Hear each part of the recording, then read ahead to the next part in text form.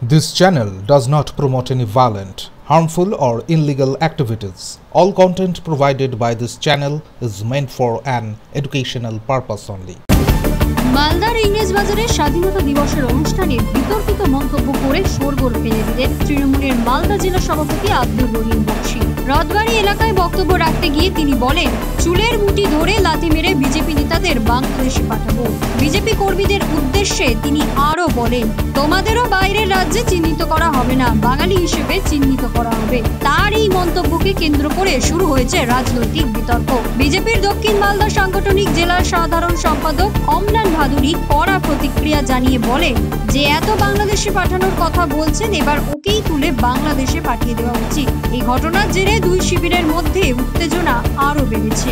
যেটা ভুলবশত তাকে আমরা বাংলাদেশে পাঠিয়ে দিয়েছিলাম, সে বাঙালি বন্ধ বিজেপি তোমারও চুলের মুঠি ধরে পিটাতে পিটাতে বাংলাদেশে পুশ করে দিব, পরে আমিও ক্ষমা চেয়ে নিব, হাত ধরে বলবো আমার ভুল হয়ে গেছিল, বিজেপিকে লাথি মেরে বাংলাদেশে পাঠানো আমার উচিত হয়নি। এটা বাঙালি আমি প্রথমে বুঝতে পারিনি, এ বিজেপি করছে বলে আমি বুঝেছি, এ বোধহয় বিজেপি করছে বলে এ বোধহয় বাংলার মানুষ নয়, তাই তাকে আমরা বাংলা থেকে বাংলাদেশে পাঠিয়ে দিয়েছি। বিজেপি বন্ধ স্বপ্ন দেখছো, হুঁশিয়ার থাকো, সাবধান থাকো।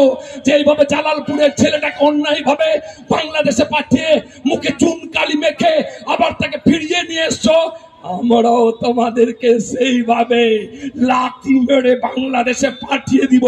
তারপরে দেখবো তোমার মা কেমন করে কাঁদে, তারপরে দেখবো তোমার বাবা কেমন করে কাঁদে, তারপরে দেখবো তোমার ভাই কেমন করে কাঁদে। আমরা তোমার কান্না দেখতে চাই বন্ধু। আর তিনি যদি এগুলো অনেকদিন ধরে বলছেন, তিনি এগুলো একটা করে দেখান, তাহলে বুঝবো তার ক্ষমতা আছে। আর তিনি যদি এগুলো করে দেখান, তাহলে এটা আমরা কথা দিচ্ছি, তার ঠ্যাং ভেঙে আমরা তার বর্ডারের উপরে তাকেই ফেলে দেবো। এমনিতে তার ছেলে বাংলাদেশে থাকে, একসঙ্গে বাপ বেটাকে ওখানে পাঠিয়ে দেবো।